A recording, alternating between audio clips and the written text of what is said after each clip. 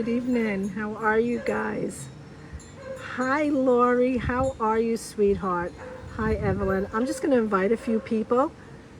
Tonight we're going to talk about diversity and infinite intelligence, the God within. Give me 1 second, then we'll rock and roll and groove. I hope that you all have a very safe and wonderful holiday weekend, whatever you guys are doing. We're going to get into the groove of things because there's lots of things going on. And we talk about this infinite intelligence and we talk about what it is to be one. But I think that we should clarify a few things within our own selves because we all are individuals and we have a unique spark to us. You could equate it to like each blade of grass. No two are the same. A snowflake. No two are the same. But as far as human beings go, we say that we are one and all together, but really what does that mean? What is that spark? And what is the diversity of it? And how does infinite intelligence, God, resonate within each of us? So it's a very interesting topic, and you have to really go in and ponder for yourself after discussion because only you alone can answer these questions. But we all seek to be in a wholeness and in a oneness. And really, what is that? If we are individuals that have a unique print and we are all asking the same questions, but we see time and time again that humanity fails in its quest to achieve a collective oneness, what is the meaning of our life? And everybody asks that question. And it's nothing to be ashamed of because not even the most sophisticated person can go inside your consciousness and mind. Just like there are millions of people who can quote Shakespeare, but none will ever be Shakespeare. And even if they attempted to write, their writings will not be like Shakespeare.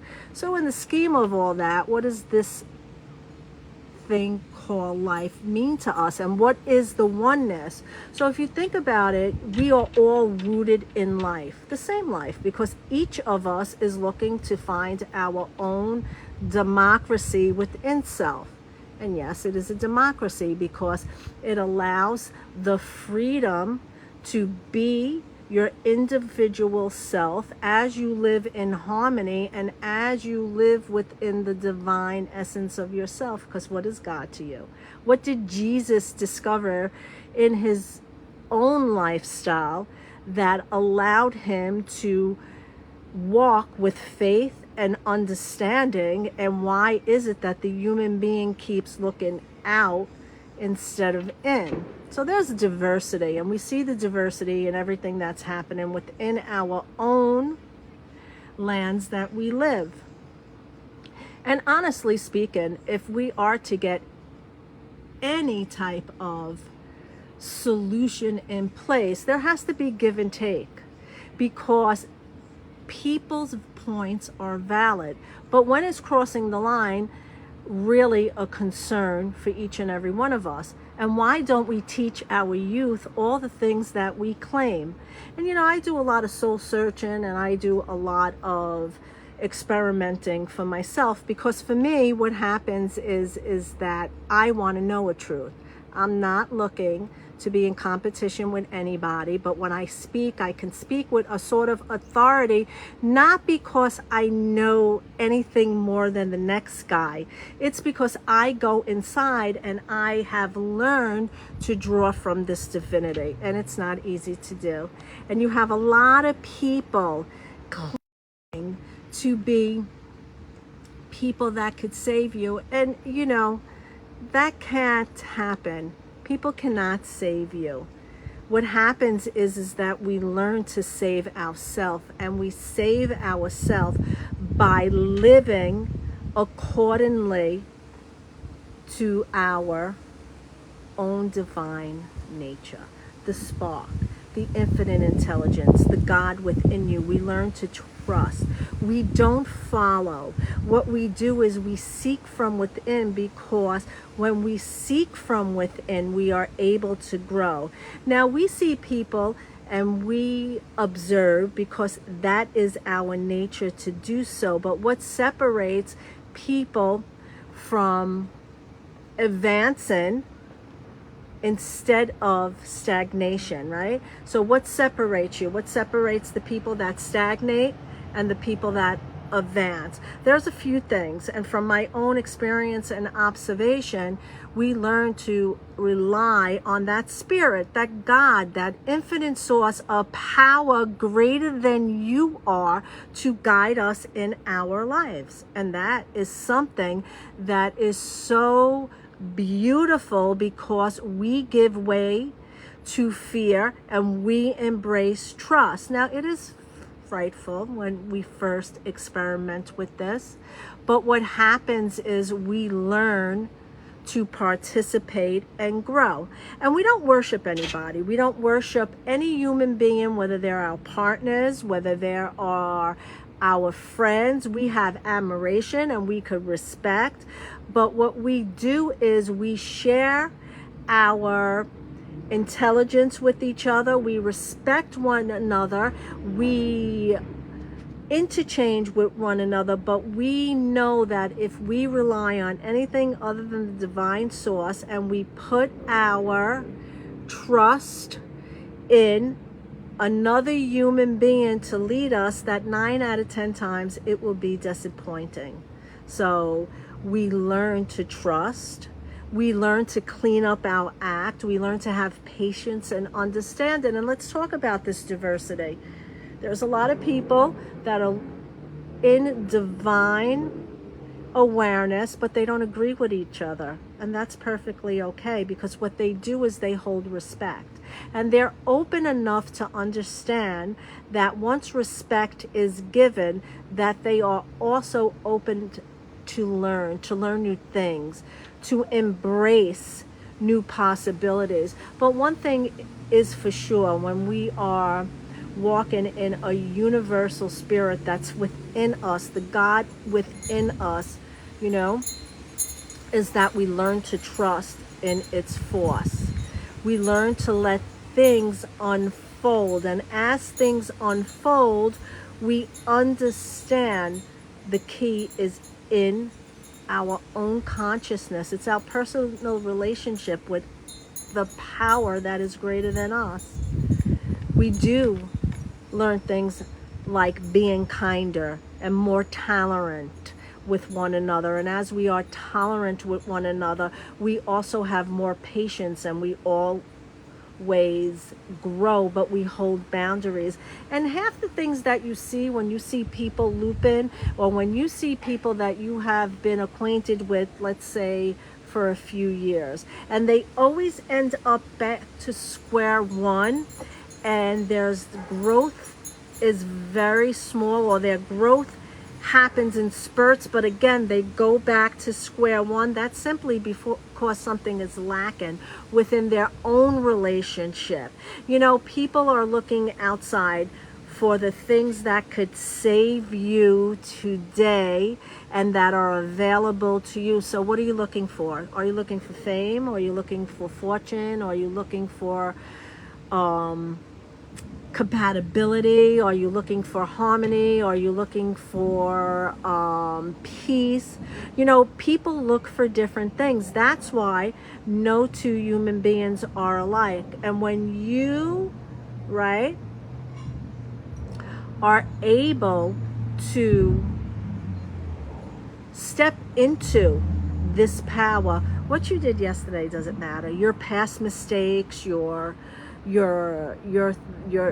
failures, the things that kept you down, really do begin to leave you. But you have to be very honest with yourself. And you don't have to lie or shy away or be ashamed of what you are really feeling. Most people follow other people because of the fact that they're looking for leadership. And they are looking for leadership because they are always looking for something outside of themselves. You know, there's an old fable that says when the God created man in its divinity and in its likeness to the gods, that they hid their power, their divinity, and they hid it deep within us. But because man is looking out, because man doesn't believe, because man only trust things that they could see but not feel, in our own ignorance, we have failed ourselves. And that's not something to be ashamed of, because now you awaken to the fact that there's so much more inside of you. So how do you want to commune with other people? And in this thing called life, you will have to take an active part, because your oneness is that each and every one of us is rooted in life. Do you get away from life? Do you not live every day? Do you not have to sustain? But there's such an enslaved mentality, because through our own ignorance, we gave so much of our source energy away, because we stopped believing in the God within. We looked for our Savior in symbolic figures that might have represented organizations, but what really happened is they represented themselves, and they became a disservice to the people that believed in them. And we talk about woke versus awake. When you're woke and you just participate in chaotic things because you think diversity is the way that we are going to seek harmony, but it's not the diversity, it's the prejudices that keep us in an ignorant stage. So with all these things going on, what is our responsibility to the next generation? What is our responsibility as sentient beings to explode our goodness in this world? And I tell you, you got to start somewhere. And if you don't start somewhere, you are victim to ideologies of man-made societies that keep you influenced by people that you are trying to be like. But that's suicide, because again, no two people are alike. Not one person who's ever existed in this world has the same thumbprint. So of course, that would be suicide to want to be like someone else, because you're tracing a dream. When you connect with the infinite source inside, the spirit, God, heaven on earth, you are allowing this intelligence that is bigger than you, that is bigger than you, to guide you, to help you make better choices, to understand that you alone drive this force. So it's not about what other people could do for you. It's about what you do for yourself and how you walk a path that allows you the diversity and the freedom to co-commune in your natural state of being, to co-commune harmoniously in this world, to stop being so afraid and put your trust in a power that's greater than you, a power that allows you to live your fullest in this very life that each of us is rooted in. So when people are forcing you to be what you are not, to take away your divine spark, you won't fall into that trap, because it is a trap. So I feel that when we stand up for humanity, when we speak about these things that people don't want to hear, but know that they are true, it is because it is our own ignorance that has kept us in the dark and away from God. Because if you believe you are a God source and you constantly are fumbling, there's something inside of you that you need to seek and you need to understand so you could grow. There's a lot of disconnect in this world. There's a lot of I don't want to use that word. There's a lot of separation. Let me change the word. There's a lot of fear. And there's a lot of people saying, we are one, we are love, we are the source that leads to life. But they don't feel that really within. And I know it's hard, and I know there's a struggle, and I know people are reaching for things. But if you don't reach for something that exudes a goodness while you stand up for your righteous, divine birthright, you are missing out. You are rooted in this life. You are rooted. I am rooted in this life. Carrie Ann is rooted in this life. Lori is rooted in this life. Correct? Roseanne is rooted in this life. That's just the names that I see here, that I can actually see, guys, that I'm giving examples. But we are not uniquely the same because we are individuals. And our divine spark draws from a thing that is bigger than light, bigger than life, draws from a source, but only we, like the trees, pop, you're here, can feel it, can understand it. So when people say to you that they have the ability to save you, do not be fooled. You have the ability to save yourself. You have the ability to walk free in a land that takes away your freedom. That's what they don't want you to know. They don't want you to know that. They want to keep you dumbed down. There is no moral consciousness.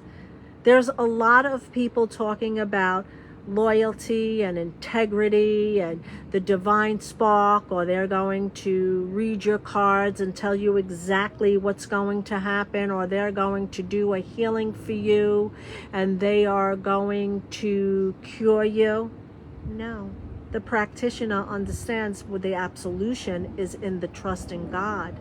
And the person who practices has to believe in the divine source when the numbers come together and actually say, this doesn't exist in a heavenly light state. But what is the heavenly light state? It's inside of you, because your functions have an action, right? Think of your kidneys, think of your heart, think of your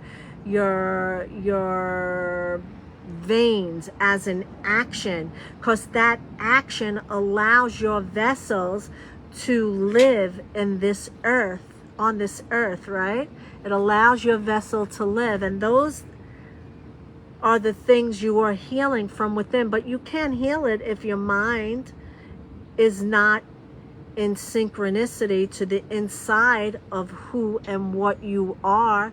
You can't heal it if you take what we do and you use this as deliberate manipulation. It won't work. It will constantly trip you up. And I by no means know everything. I can only share an experience, but I can say through this experience, I'm not flipping over and over again like many of the people who have claimed to save us throughout history, and yet they couldn't save themselves. You see, this is a process. Everybody who practices this, who understands this, understands there's a cluster of people who keep going forward. And each person records, and understands their own divine spark, their divine nature, what their freedom is. But if you're easily influenced by the world and you want to be like the influences of this world, you will never, ever take your divine spark and boomerang it in your own glory, because you will be afraid of everything.